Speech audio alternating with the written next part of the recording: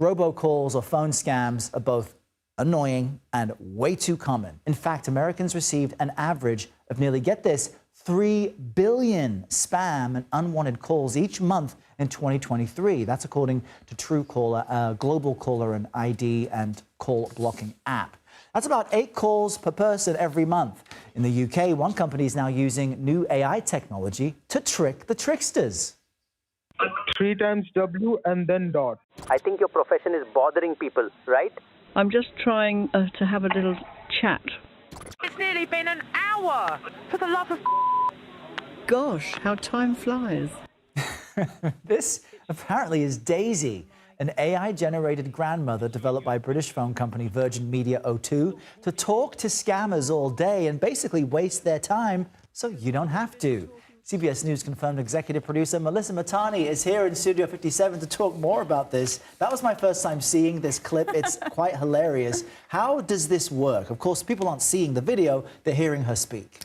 So essentially, Daisy is an AI large language model, so very similar to ChatGPT, but she has a character application of a grandmother. So she's listening to audio, she's converting it to text, going back and searching her vast database, just like we search on Google, but she's been trained by scam baiters. She finds a response, converts that text back to speech, and replies through the tone of a grandmother, right? And all of this happens in seconds, very seamlessly, no additional input is needed. But her mission is twofold. So to waste scammers' time, as you just said, so they can't speak to real people like you and me. And secondly, to remind people that who you're speaking to on the other end of the phone aren't always who they say they are, no matter how persuasive they may seem. Which is a good reminder for us all, really. I'm wondering if there's an expense with this, and since it's in the UK, are there any plans to bring it to the States or elsewhere? So at the moment, Daisy is just in the UK. She was released just over a week ago, but she has had a phenomenal response. In that week or so, she's spoken to 1,000 scammers, and her longest conversation, according to the company, was around 40 minutes. She's frustrated them with her tech unsavviness, and she has basically told them tales about her grandchildren. So no American version just yet, but hopefully there will be one very soon. And it is an effort to remind us all what we should do if we do get a scam call we don't like. What are the top tips folks at home can use? The tips here are really important, and they apply to any kind of situation. The first one is avoid any unsolicited contact. So if you're getting calls from numbers you don't realize, let them go to voicemail. Then you can see if there's somebody that you want to ring back.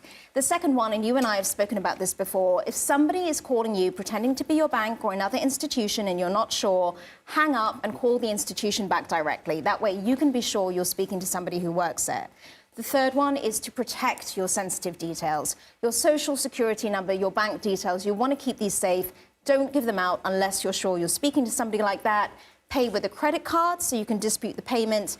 And then finally, and specifically to phone scams, it's a good idea to have a code word with your family. So if somebody calls, they're pretending to be one of your loved ones, you're not sure, ask for the code word. It's an additional layer of security, very similar to multi-factor authentication, but a spoken word. All right, our code word will be biscuit, okay? Biscuit Just in it case. is. Melissa Mahtani, great to have you here with the advice we can all use. Thanks very much.